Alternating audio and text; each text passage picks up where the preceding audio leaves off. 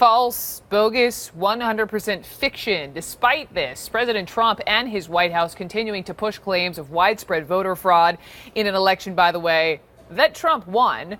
The new target here, New Hampshire, for some reason. Trump narrowly lost the state, and his senior policy advisor, Stephen Miller, says buses are to blame. President Trump again this week suggested in a meeting with senators that thousands of illegal voters were bused from Massachusetts to New Hampshire. Do you have that evidence? I've actually, having worked before on a campaign in New Hampshire, I can tell you that this issue of busing voters into New Hampshire is widely known by anyone who's worked in New Hampshire politics. It's very real. It's very serious. This morning on this show is not the venue for me to lay out all the evidence, but I can tell you this.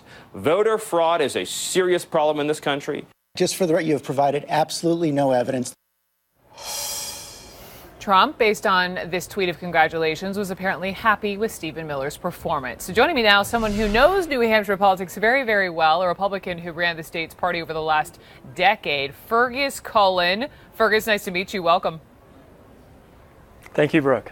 All right, so you, sir, on Twitter, are offering $1,000 to anyone who can prove what Stephen Miller was claiming. Do you have any takers? So far, shockingly, no one has been able to come up with any evidence, no pictures of one of these magic buses delivering hundreds, if not thousands, of people from Massachusetts to New Hampshire. No one has any evidence at all. Okay, so then what's your response to Stephen Miller? Well, look, he says that anyone who's worked in New Hampshire politics knows that this is a problem. In fact, the opposite is the truth. Anyone who has worked in New Hampshire campaigns knows that this is a shibboleth. It doesn't happen. The idea that people are coming to New Hampshire to commit fraud on a massive scale like this is just preposterous, and it needs to be called out as untrue. Well, we have you on, and it sounds like you're doing precisely that. You know, we looked at Stephen Miller's background. He's 31. By the way, he says he knows New Hampshire politics well. We looked in, he says, briefly worked on Scott Brown's 2014 Senate campaign in New Hampshire. That was like 2 or 3 weeks. From California, went to Duke, worked for Michelle Bachmann in Minnesota, Jeff Sessions of Alabama. Does that qualify him to speak on New Hampshire elections? Well, I mean, perhaps he's been misinformed, perhaps he's delusional. I'm trying to give the benefit of the doubt here and suggest that he's been misinformed. Same thing with the president, who has made these claims repeatedly now. Perhaps he also has been misinformed.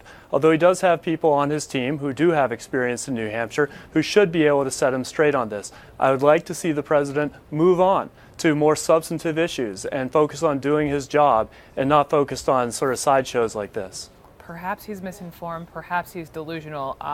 Fergus, I have one more for you. You know, you're a member of the grand old party. You want to see Republicans succeed. Why on earth do you think Trump and his top advisors are still pushing this bogus theory?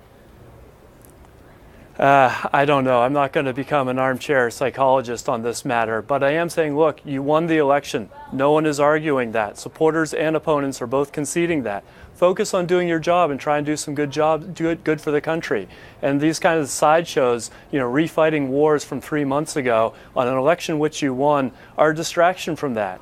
That's what is disappointing. Look, I'm trying to have an open mind. I'm trying to give the guy a chance, but he makes it hard sometimes for Republicans to do that.